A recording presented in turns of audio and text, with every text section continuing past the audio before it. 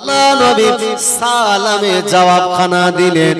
ওই সময় আল্লাহ নবী ওই সময় বাদশা নুরউদ্দিনকে ডেকে বলতে লাগে, ও বাদশা নুরউদ্দিন, আমি আল্লাহ নবী জানিয়ে দিলাম, ও বাবা নুরউদ্দিন, আমার মাজারটা যেন কোন মানুষ ধ্বংস করতে চাইছে, উপযুক্ত তুমি একটা স্টেপ পদক্ষেপ নাও। বাদশা নুরউদ্দিন জঙ্গি রাতের বেলা ঘুমটা ভেঙে যাওয়ার পরে উনি অত্যাধিক বিষণ্ণ মনা হয়ে পড়লেন। কেননা আল্লাহ নবী কবর জিন্দেগিতে, আমার নবী কবর নামীয় জিন্দেগিতে আমার নবীকে কে ক্ষতি করতে পারে। বাদশা নুরউদ্দিন হতবাক হয়ে গেল, তিনি কিছুই বুঝতে পারলেন না। কিছু সময় পরে উনি আবার সুন্দর করে ওযু করলেন। ওযু হালাতে আবার দ্বিতীয়বার তিনি নিজের বিছানার উপরে ঘুমিয়ে গেল। কিতাব সাক্ষ্য দেয়, ওই রাতেরতে দ্বিতীয়বার আল্লাহ নবী তার সঙ্গে আবার দিদার নসিব হয়ে গেল। আল্লাহ নবীর সঙ্গে দিদার পাওয়ার পরে আল্লাহ নবী আবার বাদশা নুরউদ্দিনকে ডেকে বললেন, ওগো বাদশা নুরউদ্দিন, ও বাদশা নুরউদ্দিন, আমি আল্লাহ নবী জানিয়ে দিলাম, আমি আল্লাহ নবী বলে দিলাম, আমাকে যে কে ক্ষতি করতে চাইছে তুমি এই মুহূর্তে তার উপযুক্ত পদক্ষেপ নাও। বাদশা নুরউদ্দিন কিছু সময় পরে যখন ঘুমটা ভেঙে গেল, আবার ঘুম ভেঙে যাওয়ার পরে আল্লাহ নবী বিশ্ব নবীর কথাটা তিনি এবার অনুভাবনা চিন্তা করতে লেগেছে। আল্লাহ নবী কবর জিন্দেগিতে আমার নবীকে কে আর কিভাবে ক্ষতি করতে পারে। ওই সময় বাদশা নুরউদ্দিন তিনবারের বেলাতে আবার তিনি ঘুমিয়ে পড়লেন। ফজরের পূর্ব মুহূর্তে ওই সময় লক্ষ্য করে দেখা যায় বাদশা নুরউদ্দিন তিনবারের বেলাতে আবার তিনি একই স্বপ্ন দেখলেন। আর ফজরের আযান যখন বাদশা নুরউদ্দিনের কানে পৌঁছে গেল, ওই সময় তিনি ফজরের নামাজ আদায় করতে চলে গেল। নামাজ পরিসমাপ্তি করবার পরে বাদশা নুরউদ্দিন জঙ্গি রহমাতুল্লাহ আলাইহি তৎকালীন সময়কার বাদশার সঙ্গে তিনি ব্যাপারটা জানালেন। উপযুক্ত পণ্ডিত আলিমে বান্দাদের সঙ্গে কথোপকথন করবার পরে যারা স্বপ্নের তাবির করতে পারে, যারা স্বপ্নের ব্যাখ্যা করতে পারে, বাদশা নুরউদ্দিন বলবার পরে স্বপ্নের তাবির বলে দেওয়া পরে বাদশা নুরউদ্দিন জঙ্গি রহমাতুল্লাহ আলাইহি বাগদাদ শরীফ থেকে ওইনি গুটি গুটি পাগে একটানা 17টা দিন পথ চলতে শুরু করেছে। অতঃপর তিনি মদিনার জমিনে চলে গেল। আর মদিনার জমিনে আসবার পরে মদিনা গভর্নরকে ডেকে বলল, এ মদিনার গভর্নর, আমি বাদশা নুরউদ্দিন হে মদিনাবাসীদের জন্য একটা উপহার এনেছে। বাদশা নুরউদ্দিন সমস্ত মদিনাবাসীদের বলে দিল, আজকের দিনেতে তোমাদেরকে একটা সুসংবাদ দিচ্ছে, আগামী শুক্রবার জুমার দিনে জুমার নামাজ আদায় করবার পরে তোমাদের জন্য আমি বাদশা একটা বেলা সকলের জন্য খাওয়া দাওয়ার ব্যবস্থা করলাম। সবাইকে খাবার জন্য আমি দাওয়াত দিলাম। আমার দাওয়াতটা যদি সবাই স্বাচ্ছন্দ্যে নাও, আমি বাদশা অত্যাধিক খুশি হব। বাদশা নুরউদ্দিনের কথা শুনে মদিনাবাসী আপ্লুত। জুমার দিন এলো, ওই জুমার দিনে বাদশা নুরউদ্দিনের কথা অনুযায়ী সবাই যখন দাওয়াত খেতে এসেছে, বাদশা নুরউদ্দিন ওই সময় তিনি গেটের একেবারে মেন গেটে চুপ করে দাঁড়িয়ে লক্ষ্য করে সমস্ত ওই মানুষগুলা তথা মদিনাবাসীদের প্রত্যেকের চেহারার দিকে তাকাচ্ছেন আর লক্ষ্য করে দেখছে বিশ্বনবী স্বপ্ন যুগে দুজন মানুষের চেহারা আমাকে প্রত্যক্ষ করিয়েছিলেন। যে চেহারা দুটো আমি দেখেছি সেই চেহারা বিশিষ্ট মানুষ। এই যারা দাওয়াতি মেহমান, এদের ভিতরে কারোর না কারোর চেহারার সঙ্গে মিলে যেতে। তাই বাদশা নুরউদ্দিন জঙ্গি রহমাতুল্লাহ আলাইহি দরজার গোড়ায় তিনি দাঁড়িয়ে রয়েছেন। যখন সকলের খাওয়া দাওয়া প্রায় শেষ লগ্নে, অতঃপর তিনি মদিনাবাসী মানুষদেরকে ডেকে বললেন, আর তোমাদের ভিতরে কে খেতে বাকি? সকলে বললেন, জাহাপানা, সবাই তো কম বেশি খাওয়া দাওয়া হয়ে গেছে, দুই একজন বাকি বলতে, সেই তাদেরকে ডেকে পাঠাও, এটা আমার নির্দেশ, অমান্য করলে তার উপযুক্ত শাস্তি দেওয়া হবে। বাদশার নির্দেশ মতো সবাই খেতে চলে গেল, সবার খাওয়া শেষ। বাদশাহ নুরউদ্দিন এবার চিন্তিত অবস্থায়, নবী রয়েছেন কবর জিন্দেগিতে, নবীকে ক্ষতি করলে শুধুমাত্র মদিনার কোনো মানুষ তো ক্ষতি করতে পারে। এই কারণে তিনি স্বপ্নে দেখা মানুষগুলোর চেহারার সঙ্গে এ মানুষগুলোর যখন চেহারার কোনো মিল না পেলেন, এমত অবস্থায় বাদশাহ নুরউদ্দিন মদিনাবাসীদেরকে ডেকে বলছেন, এ মদিনাবাসীরা, এমন কি তোমরা স্মরণ করো তো আমার দাওয়াত খেতে আসেনি, এর পিছনে উপযুক্ত কোনো কারণ আছে, যার কারণে আসেনি এরকম কেউ? ওই সময় মদিনাবাসীরা বাদশাহ নুরউদ্দিনকে ডেকে বললেন, ও বাদশাহ নুরউদ্দিন, এই মক্কা মদিনা জমিনের দুটো মানুষ, এরা দুনিয়া জমিনে কোনো মানুষের বাড়ি আহারাদি করে না, এরা কারো দাওয়াত গ্রহণ করে না, এরা কারণ দাওয়াত খেতে আসে না। এই মানুষগুলা অত্যাধিক তারা ভালো মানুষ, তাকওয়া পন্থা অবলম্বন করা মানুষ, আম পাবলিক মানুষের কাছ থেকে তারা খেতে চায় না।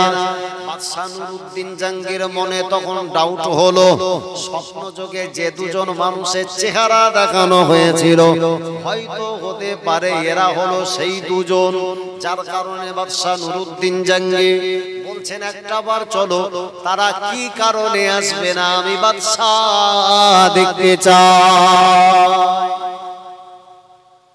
ঘোড়ার পিঠে এবার বাদশাহ নুরউদ্দিন সাওয়ার হয়ে সাথী সঙ্গী সৈন্য সামন্ত কিছু সাথে নিয়ে ওই মানুষগুলোর ঘরে একেবারে দরজার গোড়ায় দাঁড়িয়ে বাইরে থেকে এরকম আওয়াজ দিলেন। ঘরের ভিতর থেকে বেশ কিছুক্ষণ পরে দেরি করে ঘরের দরজাটা খুললেন। বাদশাহ নুরউদ্দিনের অন্তরে সংশয় আরেকটু তৈরি হয়েছে, তাহলে আমার সন্দেহের জায়গা খুব একটা ভুল হচ্ছে না। দেরিতে দরজা খুললে তাহলে তার মানে ভিতরে কিছু কোনো না কিছু কাজ করছেন। আহা, ও আল্লাহ পাকের বান্দারা, জওয়ানেরা, যুবকেরা, মুরব্বিয়ান কনেরা, বাবাজিরা, শুনে রাখবেন, ওরা যখন আস্তে আস্তে গুটি গুটি বাগে ঘরের দরওয়াজাটা খুলে দিল, লক্ষ্য করে দেখা যায় আল্লাহ নবী স্বপ্ন যোগে আমার সঙ্গে যখন দিদার হলো। আহারে, আল্লাহ নবীর সঙ্গে স্বপ্ন যোগে আমার নবীর দিদার হওয়ার পরেতে আমার নবী যে মানুষ দুটো চেহারা আমাকে স্বপ্ন যোগে দেখিয়েছিলেন, এই মানুষ দুটোর চেহারা আমার স্বপ্ন থেকে দেখা এই মানুষের চেহারার সঙ্গে মিলে যায়। বাদশাহ নুরউদ্দিন বললেন, তোমরা গেলে না কেন? ওই সময় তারা বললেন, জাহাপানা, ও বাদশাহ নুরউদ্দিন, বেয়াদবি নেবেন না, আপনি যেন মনে কষ্ট নেবেন না, অন্য কোনো কারণ বাড়ি খেতে যায় না, এটা আমাদের জন্য একটা স্পেশাল মনের নিয়াত, অন্য কিছুই নয়। বাদশাহ নুরউদ্দিন বললেন, আমি বাদশাহ তোমার বাড়িতে এলাম, তোমরা আমাকে কি একটু এখানে বসতে দেবে না? ওই সময় বাদশাকে তারা নিয়ে ঘরের ভিতরে চলে গেল। ঘরের ভিতরে বাদশাকে বসতে দিলে, আহারে, বাদশাহ তাদের চেহারার দিকে তাকায় আর লক্ষ্য করে দেখে, আহারে, এত সুন্দর সুদর্শনীয় চেহারা, মুখে সুন্নতি দাড়ি, জুব্বাওয়ালা মানুষ, এদের হাতে একটা করে তাসবিহ রয়েছে, এরা সব সময় যখন জিকির আজকার করে, তথাপিও মদিনাবাসীরা বলেছে এরা সর্বক্ষণের জন্য আল্লাহ আল্লাহ সব জিকির করে, আল্লাহ আল্লাহর গুণ কীর্তন করে, অন্য কোন সময়ে এদের বাইরে কোনোভাবে দেখা যায় না। ওই সময় বাদশাহ নুরউদ্দিন জাহাঙ্গীর রহমাতুল্লাহ আলাইহি ঘরের চতুর্দিকে যখন লক্ষ্য করে দেখছে কোন জায়গাতে কোন সন্দেহ, বাদশাহ নুরউদ্দিনের স্বপ্নে দেখা আল্লাহ নবীকে যে এরা ক্ষতি করবে, এদের চেহারা দেখে তো কোনোভাবে একটা বারের জন্য অনুমান করা যায় না। এত সুন্দর চেহারাওয়ালা মানুষ, তারপরে তো রয়েছে দেহে সুন্নাতি লেবাস, মুখে দাড়ি এবং মাথাতে সুন্নাতি টুপি। এরা কি ক্ষতি হারগিজ করতে পারে? আল্লাহর নবী স্বপ্নে দেখা ওই স্বপ্নের কথা চিন্তা করে আর মনে মনে ভাবে, তাই তো নবীকে যেটা স্বপ্নে দেখেছি, আর নবী তো বলেছেন যে আমার স্বপ্নে দেখেছে সে আমাকে সত্য দেখেছে। নবী যদি আমাকে সত্য স্বপ্নেই আসে, তাহলে নবীর কথাটা তো কখনো সত্য বা মিথ্যা হারগিজ হতে পারে না, অবশ্যই তো সেটা সত্য হবে। নবী তো আমার সঙ্গে মিথ্যা বলেননি। বাদশাহ নুরুদ্দিন তিনি চিন্তা করে যখন কোনো জায়গাতে কোনো সন্দেহের কোনো প্রতিচ্ছবি না দেখতে পেলেন, বাদশাহ নুরুদ্দিন জঙ্গি ওই সময় বললেন, বাবা তোমাদের বাড়ি এত পথ অতিক্রম করে এলাম, বাড়িতে মেহমান এলে তাদেরকেও কিছু আহারাদির ব্যবস্থা করতে হয়। তুমি জানো কোন মানুষ যখন তোমার বাড়িতে যায় অন্তত পক্ষে তাকে একটা গ্লাস পানি সুখ স্বাচ্ছন্দ্যে যত্ন সহকারে অন্তত পান করিও। আমি তোমাদের কাছে এসেছি, আমাকে একটু পানি দাও। বাদশাহ নুরুদ্দিন যখন ওদেরকে পানি আনতে পাঠালো, আর একজন ওদের মাঝখানে যখন দাঁড়িয়ে, বাদশাহ লক্ষ্য করে দেওয়ালের দিকে তাকিয়ে দেখছেন একটা জুব্বা ঝুলে আছে, দেহে পরনের যে জামা, এই জামা ঝুলে আছে, আর জামার উপরে বিভিন্ন জায়গাতে একেবারে নোংরা বালি আর কাদা মাটিগুলা লেগে আছে। আমার এই জামাতে যদি সর্বাত্মক যদি মাটি ধুলা লেগে থাকে, তাহলে আমার দেখে মনে হবে যে লোক মাটি কাটা কাজ করে। যদি সিমেন্ট লেগে থাকে তাহলে কি মনে করবেন? কিসের কাজ করি? রাজমিস্ত্রির কাজ করি। গায়ে চতুর্দিক থেকে দেখা যাচ্ছে সব সমস্ত জায়গায় জামা কাপড়ের কুটি সুতো এই সমস্ত সব সারা দেহে লেগে আছে, তাহলে আমাকে কাজ হিসাবে কর্ম হিসাবে চিন্তা অসুবিধা হবে না, এই লোকটা হয়তো দর্জির কোনো কাজ করতে পারে। সমস্ত জামাই যখন এই কাদা আর ধুলা, বাদশাহ নুরুদ্দিন তিনি চিন্তা করে দেখছেন দেওয়ালের কোনো জায়গাতে কোনো ফাঁক নাই, কি করে সম্ভব? ও আল্লাহকে বান্দারা, জওয়ানেরা, যুবকেরা, মুরব্বিয়ান গণেরা, আহারে বাদশাহ নুরুদ্দিন জঙ্গি যে জায়গাতে তিনি বসেছিলেন, বান্দা তখন দাঁড়িয়ে গেল। ওই সময় তিনি লক্ষ্য করে দেখে তিনি যে জায়গাতে বসা, ওই জায়গা তিনি বিছানাটা সরিয়ে দিলেন। আহারে বিছানা সরানোর পরেতে লক্ষ্য করে দেখে ওর উপরে একটা শক্ত কাঠ দিয়ে যেন তাকে কোনো কিছু চাপা দেওয়া। কাঠটাকে উঁচু করলেন, উঁচু করবা পরেতে ওখান থেকে যেন একটা সুড়ঙ্গ রাস্তা, আল্লাহ নবী বিশ্ব নবীর মাজারে আদখা, আমার নবী জনম জনমের মতো যে মাজারে শুয়ে আল্লাহ নবীর মাজারের দিকে ওই গর্তটা যখন অতিক্রম করে এগিয়ে গিয়েছে, বাদশাহ নুরুদ্দিন জঙ্গি রহমাতুল্লাহ আলাইহি শওকতের সাথে সেনা বাহিনীদেরকে বলল, এদেরকে অ্যারেস্ট করো, এদেরকে গ্রেফতার করো। ওই সময় তাদেরকে আক্রমণ করে গ্রেফতার করা হলো। তাদেরকে যখন কাঠগড়ায় তোলা হয়েছে, তাদেরকে ডেকে বলতে লাগে, ও আল্লাহকে বান্দারা, কেন আমার নবীর কবরের দিকে তোমরা গর্ত করেছো? একটা বারের জন্য তোমরা বলতে হবে, সত্য যদি বলতে পারো তাহলে তোমাদেরকে যত কষ্ট দিতাম তার চাইতে কিছু কম শাস্তি দেওয়া হবে। এই কারণে তারা বলল, আমরা পৃথিবীর জমিনে মানুষ যদিও আমাদেরকে মুসলমান ভাবে, কিন্তু না না, আমাদেরকে প্রশিক্ষণ দিয়ে, আমাদেরকে ট্রেনিং দিয়ে, আমাদেরকে নামাজ শেখানো হয়েছে, আমাদেরকে কিভাবে রোজা রাখতে হয় শেখানো হয়েছে, মুসলমানের সঙ্গে কিভাবে সালাম বিনিময় করতে হয় এগুলা আমাদের শিক্ষা দেওয়া হয়েছে। যদিও তোমরা মনে করো আমরা পৃথিবীর জমিনে আমরা হলাম মুসলমান, অন্যতর আমাদের আরো একটা পরিচয় আছে।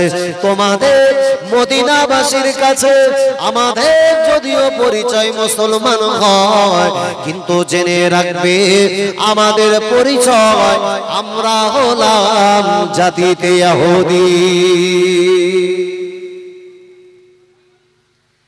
আমাদেরকে ট্রেনিং দেওয়া কিভাবে জামা পড়তে হয়, কিভাবে সাজদা দিতে হয়, কিভাবে রুকু দিতে হয়, কিভাবে তাসবিহ পড়তে হয়, দিনের পর দিন এই ব্যাপারে ট্রেনিং দেওয়া হয়েছে। আজও আমাদের এই সমস্ত বিভিন্ন কান্ট্রি দেশ জুড়ে বিভিন্ন জায়গায় লক্ষ্য করে দেখি, যখনই কোনো হিংসাত্মক একটা জায়গা পরিস্থিতি তৈরি হয়, তখন মুসলমানের আইডেন্টিটি নিয়ে গায়ের কম অমুসলিম কিছু মানুষ সন্ত্রাসের বিভিন্ন রকম তারা নকশা তৈরি করে। বিগত 3 থেকে 4 দিন আগে সোশ্যাল মিডিয়াতে দেখলাম ভারতবর্ষের একজন সেলিব্রিটি মানুষ, ক্রিকেট জগতে যার একটা সুখ্যাতি নাম যশ রয়েছে, নাম তার হচ্ছে গৌতম গম্ভীর। শুনেছেন না নামটা? ওই মানুষের কেউ একজন ফোনে একটা মেসেজ পাঠিয়েছে, আমার আনুষঙ্গিক আলোচনা তাই বলছি। ফোনে একজন একটা মেসেজ পাঠিয়েছে, মেসেজে তাকে বলছে তোমার প্রাণ নাশ করা হবে। মানে কি হলো? মারার হুমকি। যে নাম দিয়ে তাকে মেসেজে বার্তা দেওয়া হয়েছে, আইডিটা একটা মুসলমানের আইডি। 2 দিন আগে সেই ওটাকে যখন গোয়েন্দা বিভাগ যখন তদন্ত করেছে, তদন্ত মারফত জানা গেল মুসলমানের পরিচয় নিয়ে হিন্দু আর মুসলমানের মাঝখানে বিভেদ তৈরি করার জন্য এক অমুসলিম মানুষ ইতিমধ্যে গুজরাটের বুকের সেই যুবকটা ইতিমধ্যে অ্যারেস্ট হয়েছে, গ্রেফতার করা হয়েছে। বোঝেন, এক অমুসলিম মানুষ মুসলমানের আইডি নিয়ে একটা অমুসলিম তথা তার ভারতবর্ষের একজন সেলিব্রিটি মানুষকে হুমকি দিচ্ছে। তার মানে মুসলমানের নাম নিয়ে যদি হুমকি দেওয়া হয়, তাহলে মুসলমানকে সন্ত্রাসী বানানো, কথা বলো না, সহজ হবে।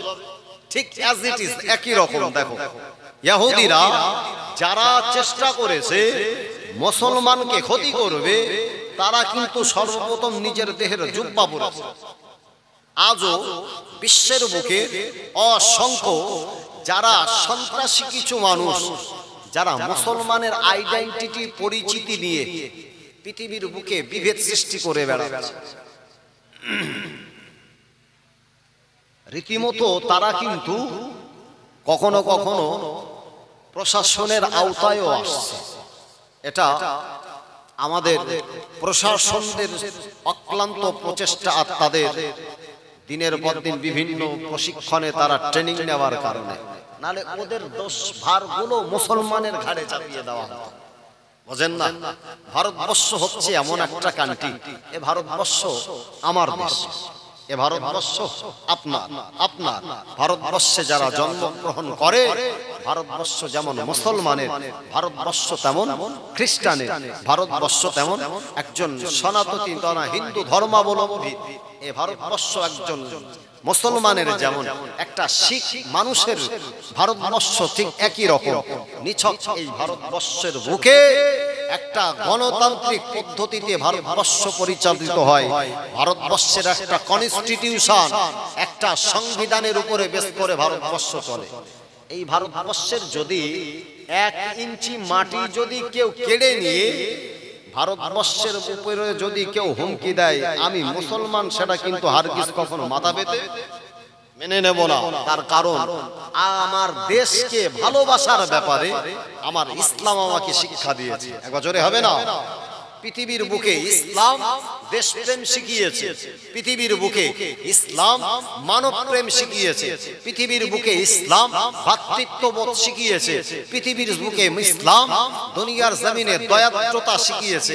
সেই ইসলাম যদি আমার অ্যাকচুয়াল ইসলামের প্রতি ভালোবাসা থাকে, অবশ্যই কিন্তু আমি একজন দেশপ্রেমী ভারতীয় মানুষ হিসাবে ভারতবর্ষের সর্বাত্মক সবকিছু রক্ষা করা, এটা হচ্ছে আমি একজন মুসলমান আমার ঈমানি দায়িত্ব।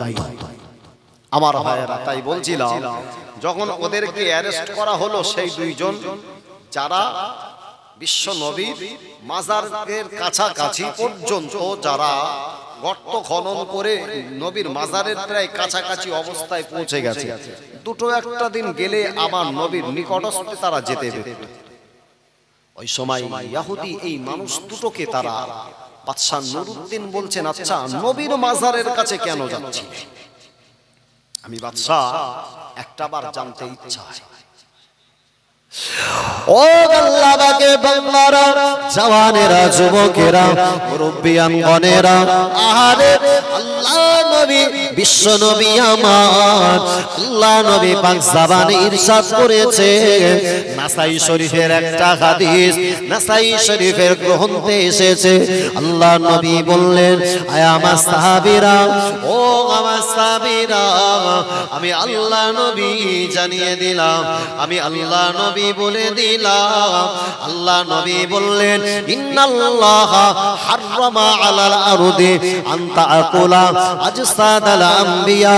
আল্লাহ নবী বলেছেন, বাবা সাহাবীরা, আমি বিশ্ব নবী জানিয়ে দিলাম, ইন্নাল্লাহা, নিশ্চয়ই আল্লাহ তাআলা পৃথিবীর জমিনে আল্লাহর যত মুমিন বান্দা, তার ভিতর থেকে আল্লাহর যারা নবী হয়, আল্লাহর যারা পয়গম্বর হয়, ওদেরকে কবরে শোয়ানোর পরে আল্লাহ পাক আল্লাহ তাআলা কবরের মাটির জন্য তাদের দেহ, তাদের রক্ত, তাদের মাংসটা খাওয়া মাটির জন্য আমার আল্লাহ হারাম করেছে। ও জওয়ানেরা, যুবকেরা, আল্লাহ নবী বলেছেন, ইন্নাল্লাহা, নিশ্চয়ই আল্লাহ তাআলা হাররামা আলাল আরদি আন তাআকুলা আজসাদাল আম্বিয়া। আল্লাহ পাক আল্লাহ তাআলা মাটির জন্য নবীদিগের লাশ খাওয়া হারাম করেছে, এটা আমার নবী বলেছে। ওই সময় ইহুদিরা বলতে লাগে, ও বাদশা নুরউদ্দিন, আমি আমার নবী বিশ্ব নবী রহমাতুল লিল আলামিন নবী, আমার নবীর একটা হাদিসকে যদি পৃথিবীর জমিনে যদি মিথ্যা সাব্যস্ত করতে পারি, তাহলে আমাদের প্ল্যান সাকসেস। আমরা বলবো মুহাম্মদ মিথ্যা কথা বলে, আমরা এই বিশ্ব নবীর লাশটাকে চুরি করে ইহুদিদের কাছে হ্যান্ডওভার যদি করে দিই, আর এ মদিনার জমিনে এসে আমরা বলবো আল্লাহ নবী মদিনার সবুজ গম্বুজের তলায় না, আমার নবীর লাশ ওখানে নাই, আমার নবী যেটা বলে সেটা মিথ্যা। এ কারণে বিশ্ব নবীর হাদিসকে মিথ্যা প্রমাণ করার জন্য আমরা দুনিয়া জমিনে প্রচার করব, মুহাম্মদ যেটা বলে মুহাম্মদ মিথ্যা কথা বলে। এ কারণে মুহাম্মদকে মিথ্যাবাদী বানানোর জন্য আল্লাহ নবীর লাশটাকে আমরা গায়েব করতে চেয়েছিলাম। আল্লাহ নবী বিশ্ব নবী মুহাম্মদের উম্মত, নাম হলো তার বাদশা নুরউদ্দিন। ওই সময়ে বাদশা নুরউদ্দিন ডেকে ওই সময় মদিনাবাসীদেরকে ডেকে বলল, এ মদিনাবাসীরা, এরা আমার নবীর লাশটাকে চুরি করে আমার নবীকে মিথ্যাবাদী বানাতে চায়। এখন তোমাদের কারণে বলে দিলাম, আমার নবীকে যারা মিথ্যাবাদী বানাতে চায়, তোমরা তাদের জন্য উপযুক্ত কি ব্যবস্থা নেবে, এটা তোমাদের হাতে আমি বাদশা নুরউদ্দিন তুলে দিলাম। আহারে আল্লাহ পাকের বান্দা বাদশা নুরউদ্দিন জঙ্গি রহমাতুল্লাহ আলাইহি ওই সময় মক্কা মদিনা মানুষদেরকে ডেকে বলে, ও মক্কা মানুষেরা, ও মদিনা মানুষেরা, শুনে রাখো, আমার নবী বিশ্ব নবী 63 বছর জিন্দেগি দুনিয়া জমিনে, আল্লাহ নবী দুনিয়া জমিনে ছিলেন, কিন্তু না না, আল্লাহ নবী 63 বছর জিন্দেগিতে আমার নবীর জীবনের ইতিহাস যদি দেখা যায়, নবী আমার কোনদিনের জন্য একটা মিথ্যা কথা বলে জবানটাকে কলুষিত করেনি। একবার জোরে বলুন সুবহানাল্লাহ। জবান ছেড়ে হবে না, নারে তাকবীর। তার কারণ নবী সত্য কথা বলতো, এই কারণে মক্কার মানুষ আমার নবীকে একটা উপাধি দিয়েছিল। মক্কার মানুষরা আমার নবীর উপাধি দিয়েছিল আল আমিন, সত্যবাদী ব্যক্তি। আপনি শুনলে তাজ্জব হয়ে যাবেন বাবা।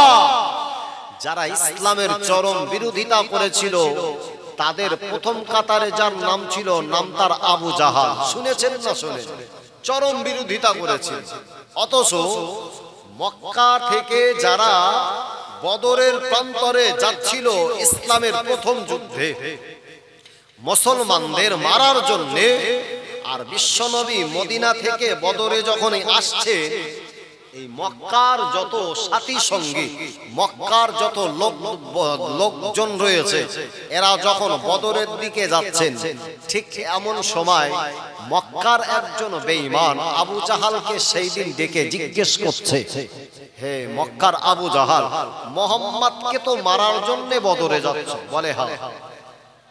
উদ্দেশ্য কি? বলে ইসলাম মিটিয়ে দেব দুনিয়ার জমিন থেকে, যেন এই সত্য দিন দুনিয়ার জমিন থেকে উঠে যায়। তা বলছে মুহাম্মদকে মারতে যাবে ঠিকই, তা তোমার কাছে যদি আজকে একটা প্রশ্ন করি, তুমি প্রশ্নটা সঠিক উত্তর দেবে। আবু জাহাল যে ছিল নবীর সবচাইতে বড় শত্রু, সেই আবু জাহালকে মক্কার একজন অপর এক বেঈমান বলছে, আজকে বদরে যাওয়ার আগে তোমাকে একটা প্রশ্ন করছি, তোমার কাছে দাবি হলো যে জিজ্ঞাসাটাই করব তুমি সঠিক উত্তর দিও। ওই সময় মক্কার বেঈমানটা আবু জাহালকে বলছে, আবু জাহাল, যে মুহাম্মদকে মারতে যাচ্ছ, একটাবার বলবে মুহাম্মদ অ্যাজ এ পারসন হিসাবে কেমন, মানুষ হিসাবে মুহাম্মদ কেমন। এটা কিন্তু আমাকে সত্য কথা বলতে হবে। আর এই কথাটা জিজ্ঞাসা করা হলো, পাশাপাশি এটাও বলা হলো যেটা বলবে লাত মানাত হবল উজ্জার কসম কেটে তোমার বলতে হবে। যাকে তুমি উপাসনা করো, যাকে তুমি আরাধনা করো, যাকে তুমি পূজা অর্চনা করো, মক্কার বুকের সম্ভ্রান্ত ৩৬০টা মূর্তির ভিতরে এই বিশিষ্ট কয়েকটা মূর্তি লাত মানাত হবল উজ্জা, এই সমস্ত এরা ছিল প্রথম কাতারে, মানে একটু বড় ক্যাটাগরি। এদের কসম কেটে যখন আবু জাহালকে জিজ্ঞেস করা হচ্ছে, বলো মুহাম্মদ লোক কেমন, বুঝেন? ওই সময় মক্কার বেঈমানকে ডেকে আবু জাহাল সত্য কথা বলতে হবে, নালে যদি মূর্তি বা দেবদেবী আমাকে যদি কোনো বাজে মন্তব্য করে বা তিনি যদি আমাকে ভৎসনা করে, আমি আবু জাহাল শেষ হয়ে যাব। তাহলে এখন সত্য কথাটাই বলতে হবে। ওই সময় মক্কার আবু জাহাল, আহারে মক্কার আবু জাহাল ওই সময় মক্কার বেঈমান বেদিনদের উদ্দেশ্যে বলেছিল, এ মক্কার বেঈমানেরা, ওগো মক্কার বেদিনেরা, শুনে রাখো, আমি আবু জাহাল যে মুহাম্মদ সম্পর্কে জিজ্ঞাসা করছো, আমি মুহাম্মদ সম্পর্কে কি কথা বলবো, তবে এতটুকু কথা বলতে পারি, আমার হায়াত জিন্দেগিতে পৃথিবী জমিনে যত মানুষ দেখেছে, আল্লাহ পাকের আসমানের নিচে, আল্লাহ পাকের জমিনের উপরে, আমি আবু জাহাল যত মানুষকে দেখেছি, মুহাম্মাদের মতো আদর্শবান মানুষ জীবনে কাউকে কোনোদিন একটা দেখি না। জোরে বলে, চিল্লে হবে না, নারে তাকবীর। বলে একজন ভালো মানুষকে মারতে যাচ্ছ, তা তোমার লজ্জা হয় না? এই লোক যদি ভালো হয়, তার যদি মারতে যায়, তাহলে লোকে তো ওকে নিন্দা করবে, বলে ভালো মানুষকে মারলি তুই, বলে কি বলে লোকটা ভালো, অথচ তার বিরুদ্ধে যুদ্ধ করতে যাবে। আবু জাহাল বলছে, শোন খোকা, মারার আমার ইচ্ছা নেই এক কথা, তবে আমি মক্কার বুকে একজন সম্ভ্রান্ত নেতা, মক্কার মানুষ যখন বিচার টিচার হয় আমাদের ডাকে, বলে তুমি বিচারক, তুমি এখানে বসে আমাদের বিচার করো। এখন গদিটার তো একটা ভারী তো আছে না? এখন আমি যদি মুহাম্মদকে বলি যে লা ইলাহা ইল্লাল্লাহ মুহাম্মাদুর রাসূলুল্লাহ, মানে বললাম একমাত্র আল্লাহ ছাড়া কোনো উপাস্য নেই, আর তুমি হচ্ছে আমার রাসূল, আর রাসূল যে হবে তিনি আমার নেতা হবে। তাহলে মুহাম্মাদের যদি আমি নেতা হিসাবে মানি, যে মুহাম্মাদের মাথায় তেল জোটে না, যে মুহাম্মদ হলো আমার অত্যাধিক ছোট, একটা হেঁটোর বয়সের ছেলের কাছে যদি তার নেতৃত্ব মানতে হয়, তাহলে এটা তো আমার বড় লজ্জার ব্যাপার, বোঝেন না? হেঁটোর বয়সের ছেলেকে যদি নেতা বলি, তাহলে আমার জাত থাকবে না, আর গদিও থাকবে না। আরে মুহাম্মদ যদি নেতা হয়, তাহলে যখন কোনো সমস্যায় পড়বে, বিচার করার দরকার হলে আবু জাহালকে আগে ডাকবে না মুহাম্মদকে ডাকবে? মুহাম্মদকে ডাকবে। আর ওখানে ওই জায়গাতে একজন প্রজার ন্যায়, একজন সদস্যের ন্যায় আবু জাহালকে চুপ করে বসে বসে মুহাম্মদ সাল্লাল্লাহু আলাইহি ওয়াসাল্লামের বিচার শুনতে হবে। তাই চিন্তা করে নিলাম, গোলামিত্ব তো করা যাবে না, বুঝতে পারেন? গোলামিত্ব করা যাবে না। এই কারণে আজকে মুহাম্মাদের এগেনস্টে তলোয়ার ধরছি। পৃথিবীর জমিনে যারা ইসলামকে বিরোধিতা করেছে, একটাবার অ্যানালিসিস যদি করো, ঠিক অ্যাজ ইট ইজ একই রকম পন্থা যারা ইসলাম মেটাতে চায়, যারা সমাজের মাঝখানে মুসলমান মিটিয়ে দিতে চায়, এদের প্রচেষ্টাও কিন্তু একেবারে আলাদা। আপনাকে একটাবার ভেবে নিতে হবে। তার কারণ ইসলাম থাকলে বাড়ির মেয়েগুলা তারা পর্দার সঙ্গে জীবন যাপন করবে, কি করবে? মুসলমানের জন্য, নারীদিগের জন্য আল্লাহ তাদের দেহের একটা পোশাক পরিচ্ছদ দিয়েছেন। এই পোশাক সম্পর্কে আল্লাহর কোরআন বলেছে, নারীর পোশাক হচ্ছে ওদের দেহের সৌন্দর্য। একজনে বলে, এ বাবা, দেহের কাপড় পরলে তখনই তো সৌন্দর্য মানায়, যার কারণে তো ভালো ভালো কালারিং ড্রেস পরি, কি পরি না? তাহলে সৌন্দর্য বৃদ্ধি করার জন্য পোশাক পরিচ্ছদের প্রয়োজন হয় কি হয় না? তাই তো আল্লাহর কোরআন বলেছেন, তোমাদের জন্য আমি লেবাস পাঠালাম, ওই লেবাস হচ্ছে তোমাদের সৌন্দর্য বৃদ্ধি করার জন্য দিয়েছি। এক বছরে বলে। তাই তো মেয়েরা যদি মুসলিম ঘরের মেয়েগুলা বোরকা পরে, এমনি তো দেহে খুঁজতে হবে, তার কারণ ওদের যত খুলতে পারে ওদের তত ভালো, আরো তো যদি ভালো হয় উর্ফির মতো। তবে আমার সমাজেও কিছু উর্ফি বর্তমান সময়ে বেরিয়েছে রে ভাই।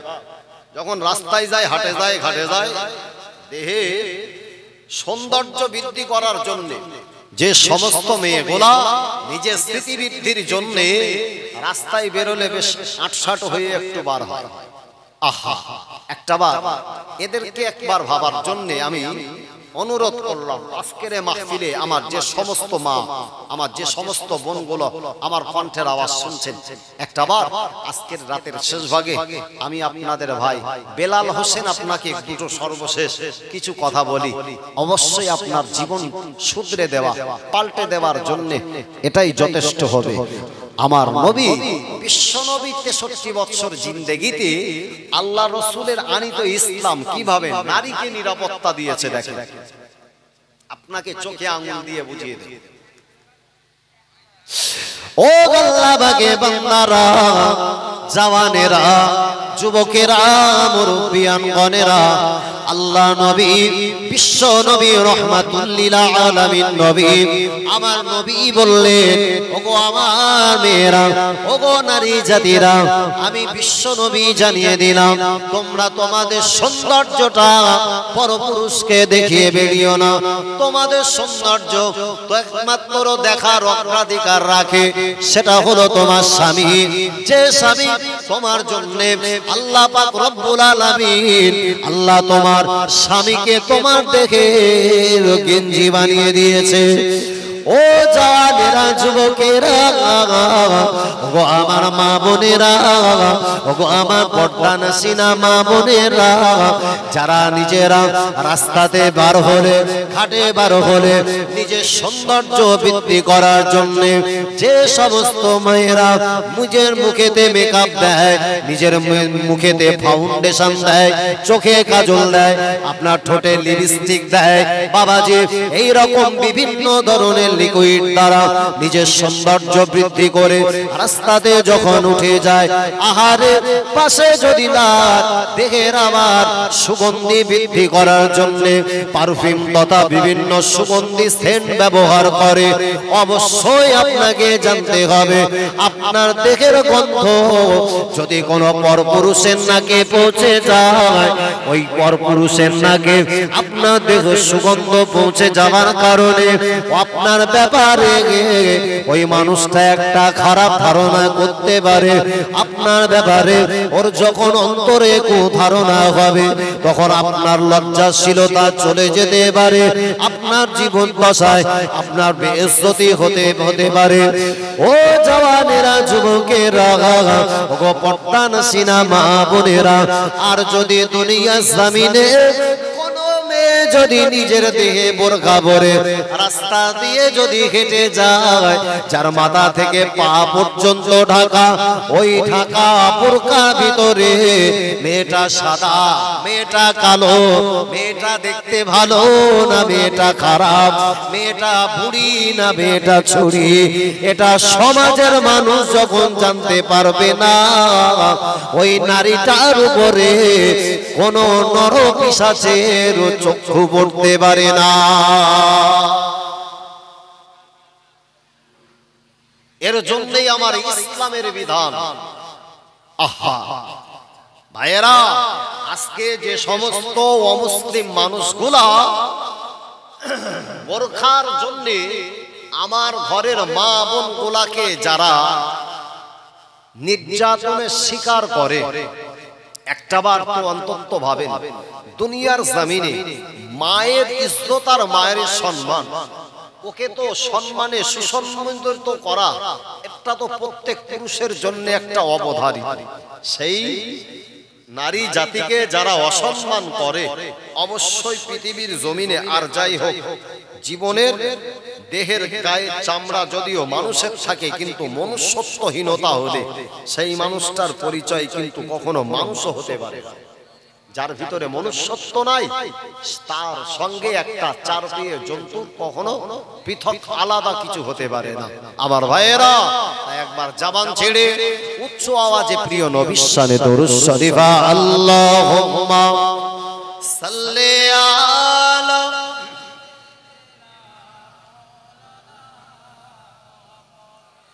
ওয়া আলা আলি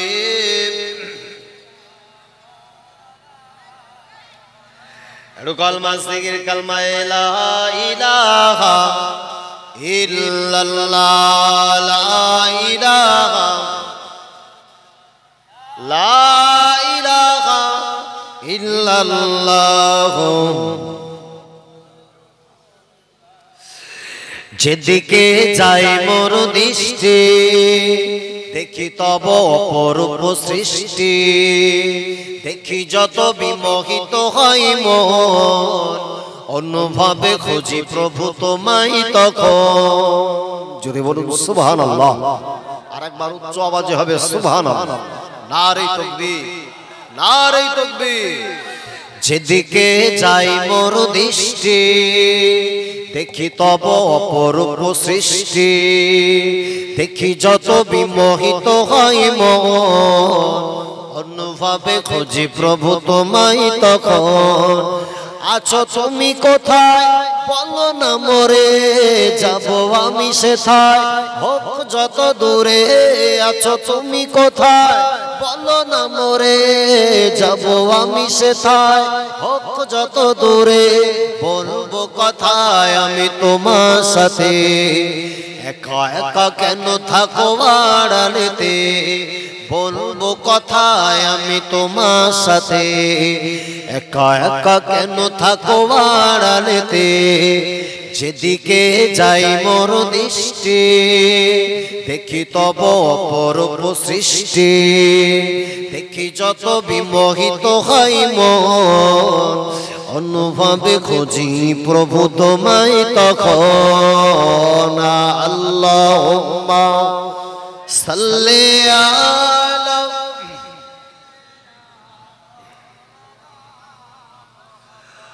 ওয়া আলা আলি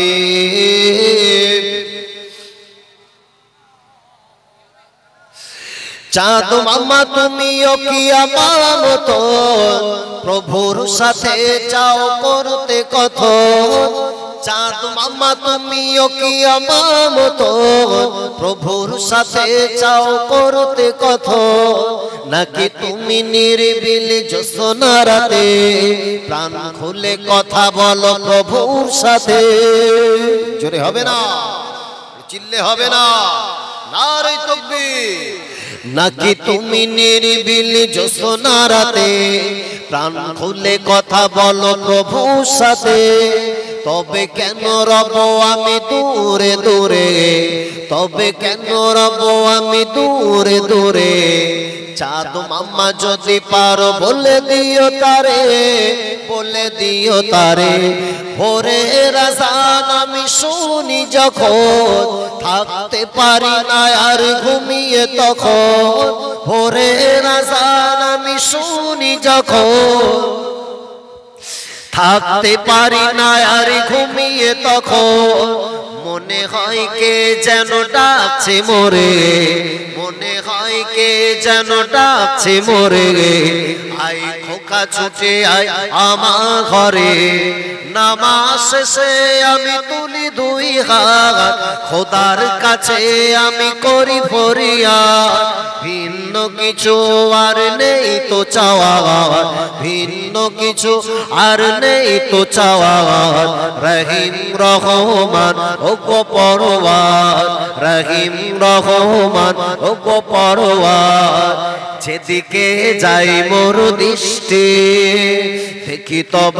অপরূপ সৃষ্টি দেখি যত বিমোহিত হয় মন অনুভবে খুঁজি প্রভু তোমায় তখন আছো তুমি কোথায় বলো না মরে যাব আমি সেথায় হোক যত দূরে আছো তুমি কোথায় বলো না মরে যাব আমি সেথায় হোক যত দূরে বলবো কথায় আমি তোমার সাথে একা একা কেন থাকো আড়ালেতে জোরে হবে না সুবহানাল্লাহ চিল্লে হবে না নারে তাকবীর এ বাবা জবান ছেড়ে তাকবীর দাও নারে তাকবীর নারে তাকবীর সিলসিলায়ে হক ফুরফুরা শরী সিলসিলায়ে হক ফুরফুরা শরী জনাব পীর সাহেব হুজুর কিবলা নারে তাকবীর নারে তাকবীর আমার ভাইরা জওয়ানেরা যুবকেরা মুক্তাসার করলাম ভাষাগত ত্রুটির জন্য ক্ষমা চাইলাম আসসালামু আলাইকুম ওয়া রাহমাতুল্লাহ একবার দাঁড়িয়ে যান না একটু দাঁড়িয়ে যান ইয়া নবী সালাম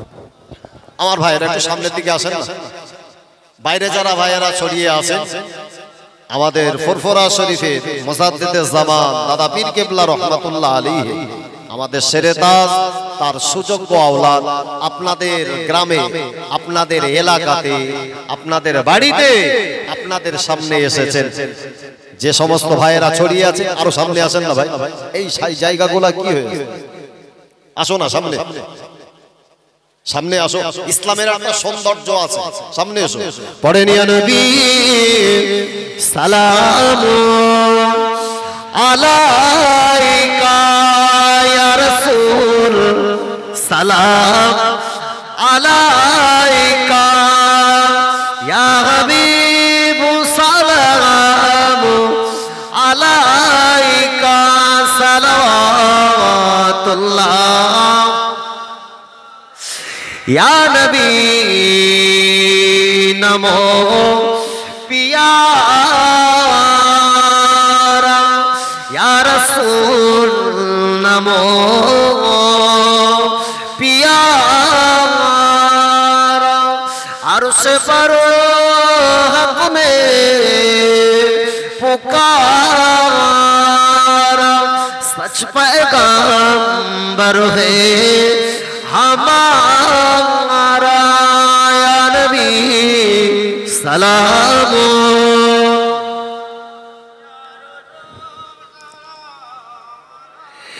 या हबीब सलाम আলাইকা সালাওয়াতুল্লাহ। বসে যান।